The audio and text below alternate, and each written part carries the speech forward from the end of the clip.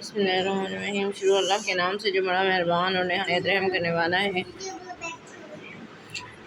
جب اللہ نے کہا کہ اے عیسیٰ میں تجھے واپس لینے والا ہوں اور اپنی طرف اٹھا لینے والا ہوں، اور جن لوگوں نے کفر کیا ہے ان سے تجھے پاک کرنے والا ہوں، اور جن لوگوں نے تیری پیروی کی ہے ان کو قیامت کے دن تک کے لیے ان لوگوں پر غالب کرنے والا ہوں جنہوں نے تمہارا انکار کیا ہے، پھر تم سب کو میری طرف واپس آنا ہے اور میں تمہارے درمیان فیصلہ کر دوں گا ان باتوں کے بارے میں جن میں تم اختلاف کرتے رہے تھے۔ تو جن لوگوں نے کفر کیا ان کو سخت عذاب دوں گا، دنیا میں بھی اور آخرت میں بھی، اور ان کا کوئی مددگار نہیں ہوگا۔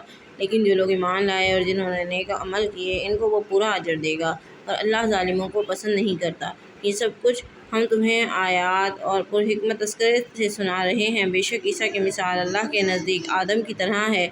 اس نے اسے مٹی سے پیدا کیا، پھر کہا ہو جا، پس وہ ہو گیا۔ یہ بات حق ہے تمہارے رب کی طرف سے، اور تم شک کرنے والوں میں شامل نہ ہو جاؤ۔ پھر جو شخص تم سے اس معاملے میں تمہارے پاس علم آ جانے کے بعد جھگڑا کرے تو کہو آؤ ہم اپنے بیٹوں کو بلا لیں اور تم اپنے بیٹوں کو، ہم اپنی عورتوں کو بلائیں تم اپنی عورتوں کو، ہم اپنے آپ کو اور تم اپنے آپ کو، پھر ہم دعا کریں اور جھوٹوں پر اللہ کی لعنت بھیجیں۔ بے شک یہی سچا بیان ہے، اور اللہ کے سوا کوئی معبود نہیں۔ بے شک اللہ ہی غالب اور حکیم ہے۔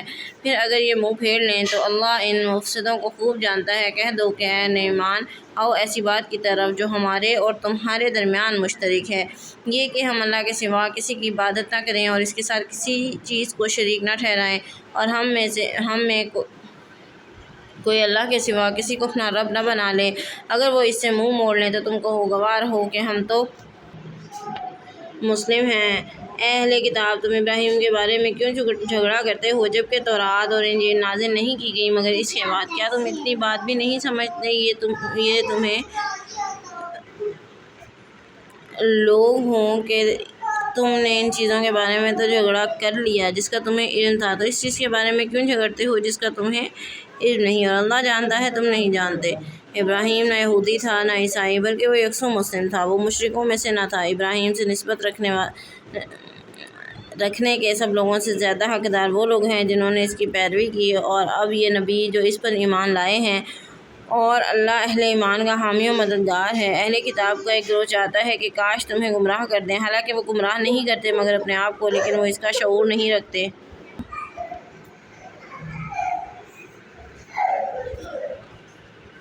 تو وہ تمہیں ادا کر دیں گے، اور ان میں وہ بھی ہیں جن کو اگر تم ایک دینار بھی امانت کے طور پر دو تو وہ اس کو ادا نہیں کریں گے، اللہ یہ کہ تم اس کے سر پر سوار ہو کر کھڑے رہو۔ یہ اس لیے کہ وہ کہتے ہیں کہ ان امیوں کے معاملے میں ہمارے اوپر کوئی مواخذہ نہیں ہے، اور یہ جانتے ہوئے بھی اللہ پر جھوٹ بولتے ہیں۔ کیوں نہیں، جو بھی اپنے عہد کو پورا کرے گا اور اللہ سے ڈرتا رہے گا تو اللہ ایسے متقین کو پسند کرتا ہے جو لوگ اللہ کے عہد اور اپنی قسموں کو تھوڑی قیمت پر بیچ دیتے ہیں۔ ان لوگوں کے لیے آخرت میں کوئی حصہ نہیں۔ اللہ قیامت کے دن نہ ان سے بات کرے گا اور نہ ان کی طرف دیکھے گا اور نہ انہیں پاک کرے گا، اور ان کے لیے دردناک عذاب ہے۔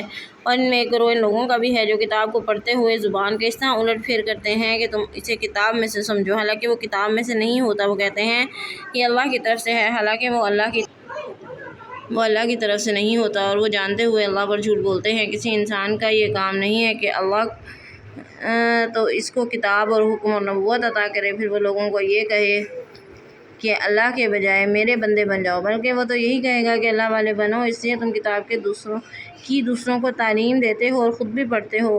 وہ تمہیں یہ حکم بھی نہیں دے گا کہ تم فرشتوں اور نبیوں کو رب بنا لو۔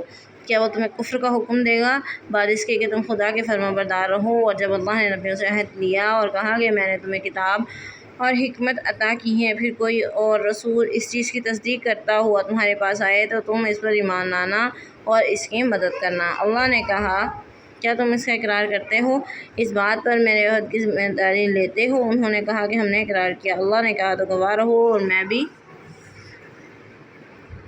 تمہارے ساتھ گواہ ہوں۔ اس کے بعد جو اپنے عہد سے پھر جائیں وہی فاسق ہیں۔ کیا یہ اللہ کے دین کے علاوہ کوئی اور دین چاہتے ہیں، حالانکہ جو زمین اور آسمان میں ہے خوشی ناخوشی اس کے تابع ہیں، وہ سب اسی کی طرف واپس لائے جائیں گے۔ تم کہو ہم اللہ پر ایمان لائے اور اس چیز پر جو ہم پر نازل کی گئی اور جو ابراہیم اور اسماعیل اور اسحاق اور یعقوب اور اولاد یعقوب پر نازل کی گئی، اور جو موسیٰ اور عیسیٰ اور دوسرے نبیوں کو ان کے رب کی طرف سے دی گئی، ہم اس میں کسی کے درمیان تفریق نہیں کرتے۔ اور ہم اس کے تابع فرمان ہیں، اور جو اسلام کے علاوہ کوئی اور دین چاہے گا تو وہ اس سے قبول نہیں کیا جائے گا، اور وہ آخرت میں خسارہ پانے والے لوگوں میں سے ہوگا۔ اللہ ان لوگوں کو کس طرح ہدایت بخشے جنہوں نے ایمان لانے کے بعد کفر اختیار کر لیا، اور یہ گواہی بھی دی کہ یہ رسول حق پر ہے، اور ان کے پاس روشن نشانیاں بھی آ گئیں، اور اللہ ایسے ظالم لوگوں کو ہدایت نہیں دیتا۔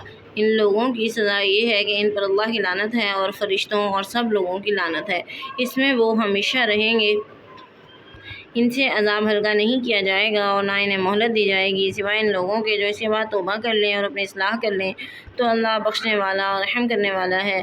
جن لوگوں نے ایمان لانے کے بعد کفر اختیار کیا پھر وہ کفر میں بڑھتے چلے گئے، ایسے لوگوں کی توبہ ہرگز قبول نہیں کی جائے گی۔ یہ لوگ پکے گمراہ ہیں جن لوگوں نے کفر اختیار کیا اور کافر ہونے کی حالت میں ہی مر گئے، اگر وہ روئے زمین بھر سونا بھی فدیہ میں دے دیں تو ان سے قبول نہیں کیا جائے گا۔ ان لوگوں کے لیے دردناک عذاب ہے اور ان کا کوئی مددگار نہیں ہوگا۔ صدق اللہ العظیم۔